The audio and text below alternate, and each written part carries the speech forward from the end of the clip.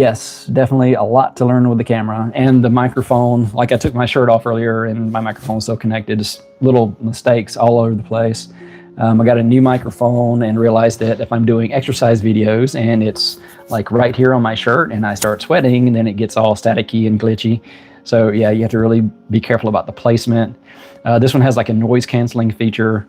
So I have to like remember to turn that on if I'm in a noisy environment. It has like one of the little fluff ball things, so if I'm outside during windy conditions, I need to put that on there. I do some like walk and talks. I did like a dethatching my yard and planting grass seed and the gardening. So I'm going to be outside for a lot of my content. So I'm probably going to have that little fluffy thing with me a lot. So yeah, getting used to that. Getting used to seeing myself on cameras. I think I'm there. I mean, I don't really pay attention to it too much now. I'm used to my crazy Southern accent that's all over the place. If I talk to family, it'll get thicker. If I'm working with folks with Northern accents, it kind of goes away a little bit. I'm having fun with the time lapses, the video editing. I mean, there's a lot with the camera work, but there's a lot with the video editing. I've been using DaVinci Resolve, which it's a good one that has a lot of features, but I wouldn't say it's the best one for somebody new to video editing because it has so many features.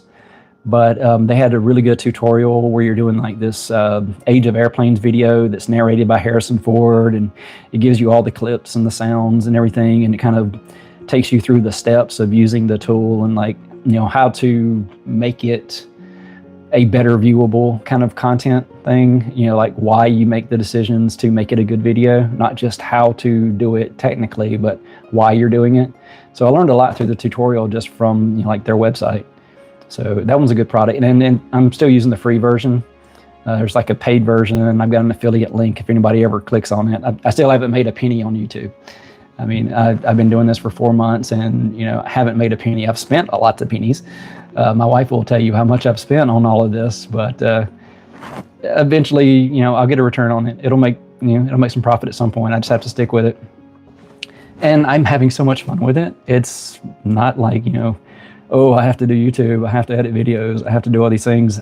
I'm having so much fun.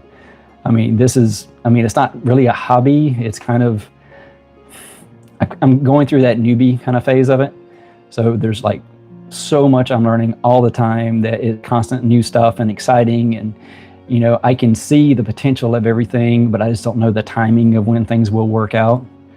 But I'm going to stick with it. I mean, I'm happy doing YouTube the rest of my life. I mean, I put it off, you know, 15 years. I thought about doing it long ago when my son was, you know, a little kid. He's 21 now.